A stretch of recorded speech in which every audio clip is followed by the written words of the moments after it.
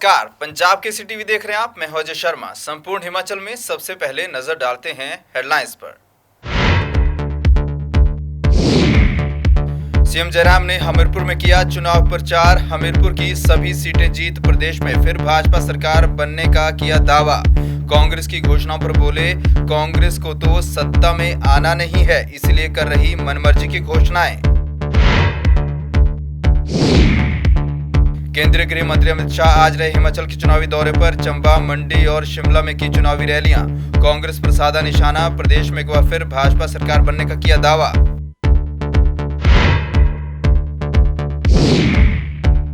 चंबा पहुंचे पूर्व केंद्रीय मंत्री मनीष तिवारी ने प्रदेश भाजपा सरकार को घेरा। कहा, महंगाई और बेरोजगारी से परेशान प्रदेश की जनता, लोग बदलाव को तैयार, बनेगी कांग्रेस सरकार।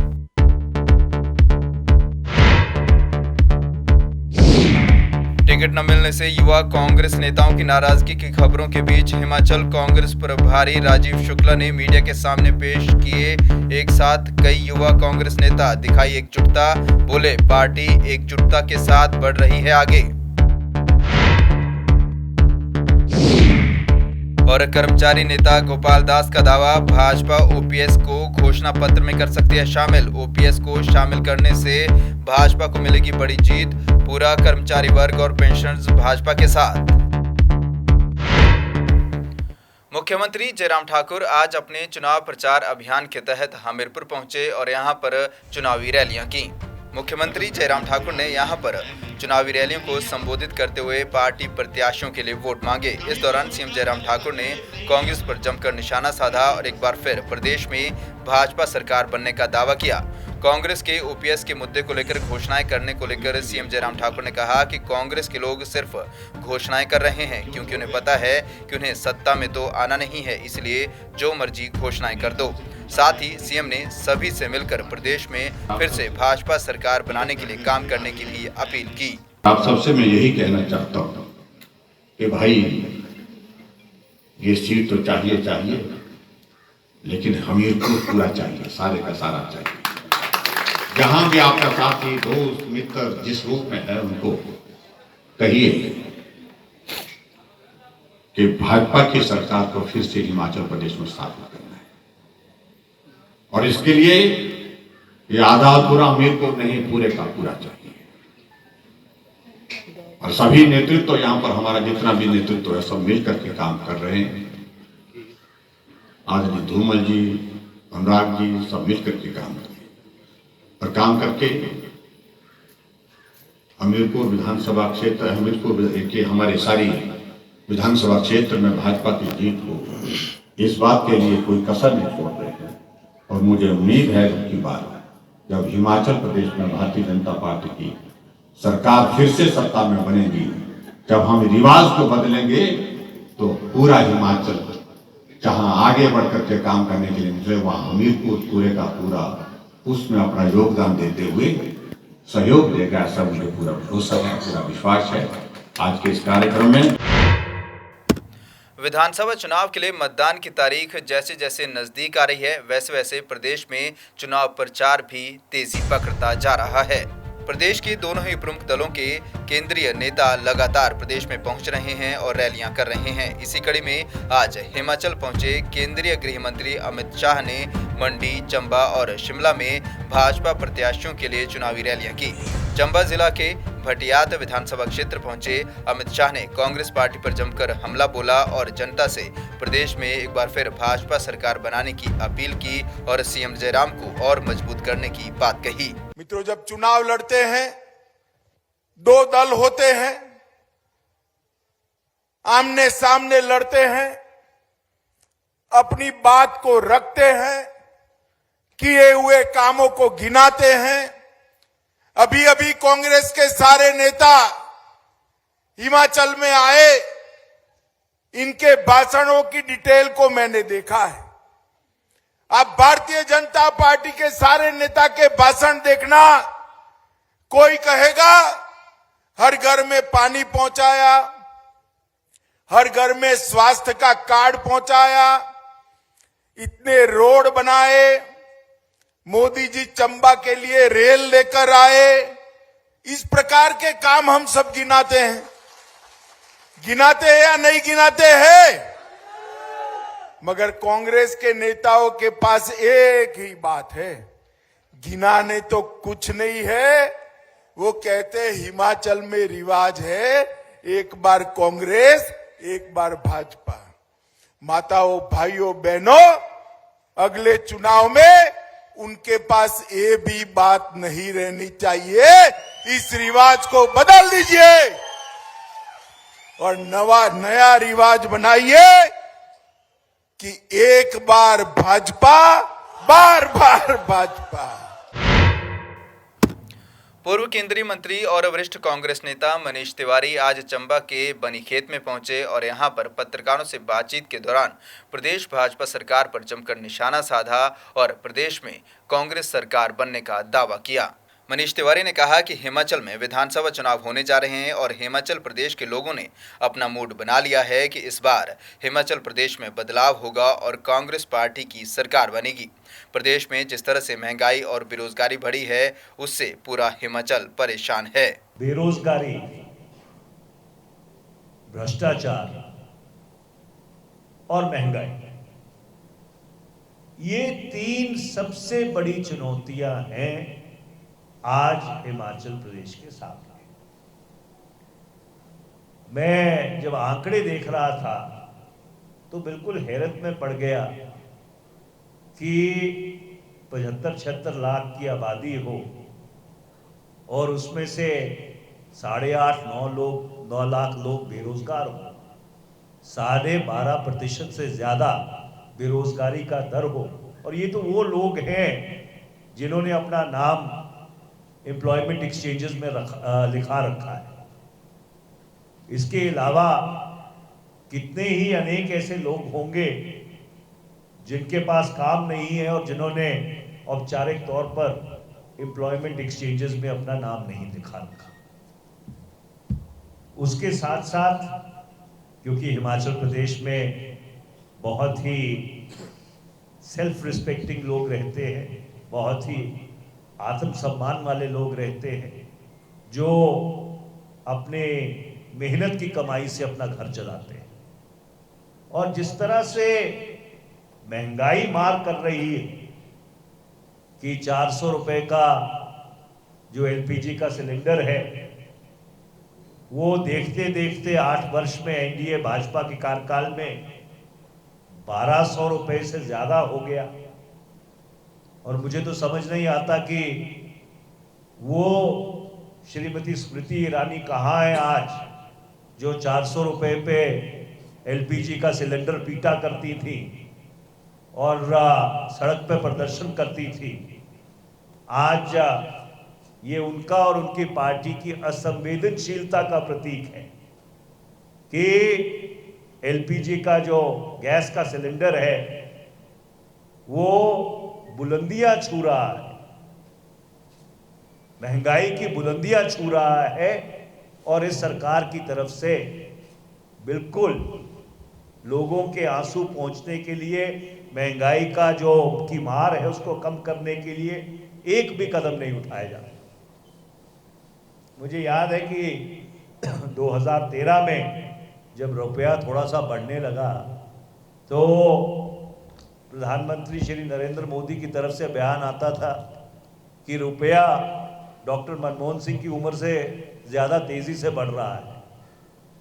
आज वही रुपया जब 82-83 पे पहुंच गया है डॉलर के मुकाबले, तो वित्त मंत्री कहती है रुपया नहीं घट रहा, डॉलर बढ़ रहा है।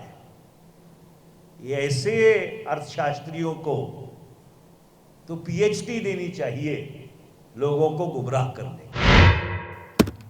विधानसभा चुनाव के लिए भाजपा और कांग्रेस के टिकट आवंटन के बाद से कई सियासी नेता रूठे हुए हैं। ऐसे में दोनों ही पार्टियां अपने अपने रूठे हुए नेताओं को मनाने में लगी हुई हैं। इसी कड़ी में टिकट न मिलने की वजह से नाराज चल रहे हिमाचल यूथ कांग्रेस के नेताओं को एक मंच पर लाकर कांग्रेस ने एकता का संदेश देने की कोशिश की है। हिमाचल कांग्रेस प्रभारी राजीव शुक्ला ने शिमला में युवा नेताओं को एक साथ मीडिया के सामने बैठाकर कहा कि यूथ कांग्रेस की नाराजगी की खबरें केवल खबरों तक ही सीमित हैं। कांग्रेस के सभी युवा नेता एक हैं और कांग्रेस पार्टी को सत्ता में लाने के लिए काम कर रहे हैं।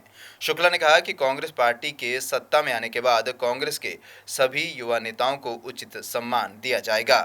इनका एक बहुत अहम रोल, अहम भूमिका, अहम किरदार जो है हिमाचल प्रदेश की विधानसभा चुनाव में चल रहा है। मैंने एक समाचार पढ़ा आज की, यूथ कांग्रेस कोऑपरेट नहीं कर रहा, सहयोग नहीं दे रहा, इस तरह की भ्रांति फैलाई जा रही है। इसलिए इसमें हम स्पष्ट करना चाहते हैं कि किसी किस्म की कोई भ्रांति नहीं है, किसी किस्म की इस तरह की बात नहीं है कि हमारे सब लोग पूरी तरह से पार्टी के लिए एकजुट होकर काम कर रहे हैं। इनका पूरा सहयोग है, इसीलिए इनको सबके सामने इस पूरे गुलदस्ते को आज हमने आपके सामने पेश किया कि सब एक मंच पर हैं, सब एक तरफ से पार्टी के लिए जुड़ के काम कर रहे हैं। कोई भी ऐसा नहीं है जो कि घर बैठ गया हो या पार्टी के लिए काम न कर रहा। हाँ, इसलिए हम on record all India Congress committee की तरफ से यूथ कांग्रेस की सराहना करते हैं और इनके कार्य की हम प्रशंसा करते हैं। ये आपकी गलत फहमी की मजबूती नहीं दी जा रही, उन्हें पूरी मजबूती जानी, चुनाव में पूरी तरह से संलग्न है, यथोचित सम्मान रखा जाएगा। और जो अभी भी हमारे तमाम प्रत्याशी सब यूथ कांग्रेस से तो निकले हैं। विक्रमादित्य सिंह क्या थे यूथ कांग्रेस से, RS बाली क्या है यूथ कांग्रेस से, तो बहुत यूथ कांग्रेस से प्रत्याशियों को है जो विरोध कर, लेकिन हमारी मौजूदा जो कार्यकारिणी के लोगों का था वो नहीं हो पाए, बस इतनी है। यूथ कांग्रेस से निकली बहुत लोगों को टिकट मिला है, तो रीढ़ की हड्डी उसी जगह यथावत है और मजबूत है। इन्होंने स्वयं संयम बरता है और इसीलिए मैं कह रहा हूँ कि हम इनके प्रयासों की सराहना करते हैं और इसके बाद जब हमारी सरकार बनेगी इन्हें जो है हम बहुत अच्छे पदों पर सुशोभित करेंगे ताकि हिमाचल का युवा जो है उसकी जो है तरक्की हो सके, युवाओं की समस्याओं का निराकरण हो सके। ये सब सारे कार्य जो है युवाओं के जो कार्य हैं, जो हमने अपने 10 गारंटी में रोजगार संघर्ष यात्रा चलाई थी और इसके अलावा हमने जो स्टार्टअप फंड बनाया था, तो उन सब के लिए जो है हम वो जो सरकार में जो वो बनाएंगे व्यवस्थाएं, उनमें निश्चित रूप से इन्हीं लोगों का प्रतिनिधित्व। प्रदेश में जारी चुनाव प्रचार के बीच जहां प्रत्याशी लगातार जनता के बीच पहुंचकर वोट मांग रहे हैं, तो वहीं दूसरी ओर संगठन के लोग भी अपनी अपनी पार्टी के प्रत्याशियों की जीत सुनिश्चित करने में लगे हैं। इसी कड़ी में कुल्लू में पत्रकारों से बातचीत के दौरान भाजपा प्रवक्ता तरुण विमल ने जहां भाजपा सरकार द्वारा कराए गए विकास कार्यों को गिनाया, तो वहीं कांग्रेस पर भी जमकर निशाना साधा। डबल इंजन की सरकार की जिसकी बार बार हम बात कर रहे हैं, उसी के संदर्भ में मैं आपसे स्वास्थ्य के क्षेत्र में जो डबल इंजन की सरकार ने जो कार्य किए हैं, मैं उसके बारे में कुछ आपसे कहना चाहता हूं। प्रधानमंत्री श्रद्धेय नरेंद्र मोदी जी ने विश्व की सबसे बड़ी बीमा योजना को लागू किया, जिसका नाम आयुष्मान योजना है। उसके तहत मैं प्रदेश की बात करना चाहूँगा। प्रदेश में 4,32,000 परिवार आयुष्मान योजना के तहत यहाँ पे पंजीकृत किए गए और इसका लाभ उठाने वाले परिवार 1,60,000 परिवार थे, जिसके ऊपर केंद्र सरकार ने 202 करोड़ रुपए का खर्च वहन किया। फिर प्रदेश की यशस्वी मुख्यमंत्री आदरणीय जयराम ठाकुर जी ने जो परिवार आयुष्मान योजना में कवर नहीं हो पाए थे, उनको कवर करने के लिए उन्होंने प्रदेश में हिम केयर योजना चलाई और उसके तहत यहाँ पर प्रदेश में 6,28,000 परिवारों को पंजीकृत किया गया। कांग्रेस की सरकार बहुत बोलती है, लेकिन हम जो कहते हैं वो करके दिखाते भी हैं। केंद्र की सरकार ने जो हमारा सर्वोच्च मेडिकल संस्था है एम्स, वो केंद्र सरकार की देन है। 1,500 करोड़ रुपए से उसका लागत से उसको आज जनता को समर्पित भी किया जा चुका है। कांग्रेस की सरकार डींगे हाँकती है, पिछले 50 साल से उन्होंने यहाँ पर क्या कार्य किया, क्या एक भी एम्स वो खोल पाई? सिरमौर जिला में कल 2 नवंबर को कांग्रेस के कई बड़े नेता चुनाव प्रचार करने पहुंचेंगे। कल कांग्रेस प्रदेश अध्यक्ष प्रतिभा सिंह पछाद विधानसभा क्षेत्र के राजगढ़, जबकि कैंपेन कमेटी के चेयरमैन सुखविंदर सिंह नाहन के मिश्रवाला में जनसभा को संबोधित करने पहुंचेंगे। पत्रकारों से बातचीत के दौरान कांग्रेस प्रचार प्रसार समिति जिला अध्यक्ष ब्रिजराज ठाकुर ने बताया कि जल्द ही सभी बड़े नेताओं के चुनावी दौरे तय हो जाएंगे और सभी सीटों पर यहां नेता चुनाव प्रचार करेंगे। वहीं ब्रिजराज ठाकुर ने इस बार सिरमौर जिला की सभी 5 सीटों पर भारी बहुमत के साथ कांग्रेस की जीत होने का दावा किया। हिमाचल प्रदेश के अंदर और जिला सिरमौर की जो है भाजपा सरकार ने पिछले 5 वर्षों में जो अनदेखी की है, बेरोजगारी की बात करें, 14 लाख हिमाचल प्रदेश के अंदर बेरोजगार जो है वो रोजगार के लिए तरस रहा है। नंबर 2 बात, जिला सिरमौर में जो है भाजपा सरकार ने सपने दिखाए थे 2019 में कि पांवटा चुनाव क्षेत्र और कालाअंब जो है रेलवे से जोड़ेंगे। आज है कहीं रेलवे का नाम है, कोई बजट में प्रावधान इन्होंने नहीं किया। और जिस तरह से 2019 में इन्होंने 69 नेशनल हाईवे जो है भाजपा सरकार ने गडकरी जी आए और लुभावना हमारे को यहाँ पर जो है वो दिखाया, और उसके बाद जो है एक भी नेशनल हाईवे जो है यहाँ पर हिमाचल प्रदेश का जिला सिरमौर के अंदर तो मैं देख रहा हूँ कोई नेशनल हाईवे नहीं। वहीं कल 2 नवंबर को मंडी के सरकाघाट में भाजपा के स्टार प्रचारक और उत्तर प्रदेश के मुख्यमंत्री योगी आदित्यनाथ चुनाव प्रचार के लिए आ रहे हैं। भाजपा मंडी संसदीय प्रवक्ता राकेश वालिया ने बताया कि आदित्यनाथ योगी के आगमन को लेकर हर कोई उत्साहित है। साथ ही वालिया ने कहा कि भाजपा के पास सक्षम नेतृत्व है, लेकिन कांग्रेस के पास नेतृत्व की कमी है। वहीं मंडी में हुई कांग्रेस की रैली को भी भाजपा प्रवक्ता ने फेल बताया। कल भारतीय जनता पार्टी के स्टार प्रचारक के रूप में सरकाघाट में उत्तर प्रदेश के माननीय यशस्वी मुख्यमंत्री आदित्यनाथ योगी जी आ रहे हैं। हम उनका हिमाचल प्रदेश पर आने पर स्वागत भी करते हैं।